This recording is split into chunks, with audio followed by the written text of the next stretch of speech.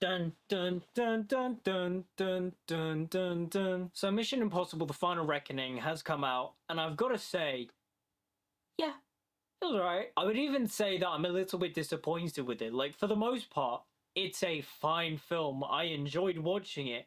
But at the same time, too, when it comes to the other Mission Impossible films, especially the, like, three, four that Christopher McQuarrie has directed, from Rogue Nation, Fallout, Dead Reckoning, and then The Final Reckoning, this is my least favorite one. Don't get me wrong, it's a spectacle to behold, and Tom Cruise is just doing his Tom Cruise stuff, and it's insane that he's like 60 years old and he's like hanging off planes and like flipping off planes and like holding his like upper body strength, doing all this crazy stuff. He's like swimming in water tanks, simulating like a sinking submarine and such. It's crazy. There's a lot of like crazy action moments in this film that are filled with tension that, you know, just really like build a sense of anxiety in your chest.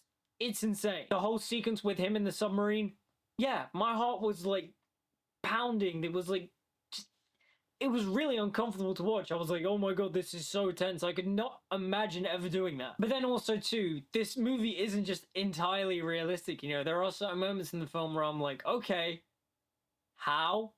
Why? Huh? Like, the character of Ethan Hunt in these films has like crazy plot armor and such, but in this film his plot armor is just like through the roof in this one, where I'm like, huh? Okay, that was a bit anticlimactic. And yeah, the film does the Mission Impossible stuff. Tom Cruise is running, and whenever he runs, I'm like, fucking yeah, fucking run, Tom Cruise, run! It's the best thing ever. But I don't know, plot-wise too, just, yeah, it's alright. You really do have to get through like that first hour, which isn't super action heavy, it's super exposition heavy. It's just recapping all the previous films. It's recapping Dead Reckoning, because obviously this was meant to be part 2 of Dead Reckoning, and for the most part it is. But I don't know, there's like a bunch in this film where I'm just like, okay, sure, yeah, we're going through the Mission Impossible motions. Like, the cast is all good, don't get me wrong, but also too, the thing about this film was that this is the last Mission Impossible movie for now. I guess they might reboot it eventually down the line. But for the most part, it didn't feel like a final ending. I didn't get a sense of closure when the film ended. The way the film ends, I was just like, cool, they're gonna make another one in like 2-3 years, but they're not. I don't know, this just didn't feel like Ethan Hunt like riding off into the sunset a la Top Gun Maverick. This didn't feel like that.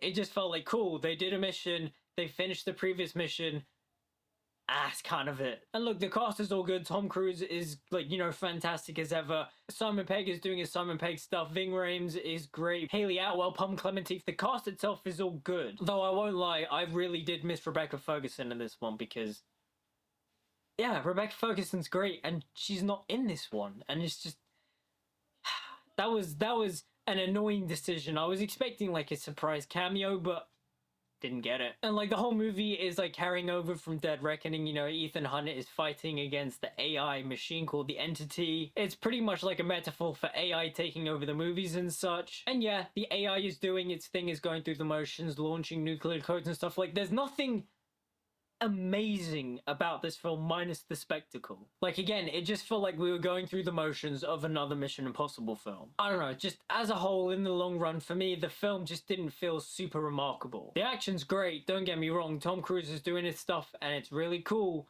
but at the same time too, I was just expecting a bit more. Like, this is not Mission Impossible Fallout to me. That is still the best Mission Impossible film. It is just insanely good, and I prefer Dead Reckoning to this one because it, like, Dead Reckoning had the set pieces, it was paced much better. I don't know, there was just something about this one that just felt more unremarkable. But now that Tom Cruise has finished like his action star side, I guess, I don't know, maybe he'll like keep doing action stuff into his hundreds. He said he's gonna do that. But now that he's like moving on from Mission Impossible, I want to see Tom Cruise go back to being the character actor. Like, I want him to do things like A Few Good Men and Jerry Maguire and The Last Samurai again. I want to see character actor Tom Cruise return to our screens, and for the most part, I think that's what's going to happen. Minus the fact that he said he's making Top Gun 3 and he is going to make that film with Doug Liman in space, but I'm not saying that I want to see action man Tom Cruise disappear, but like, I want the return, and hopefully the end of the Mission Impossible franchise is going to signal this.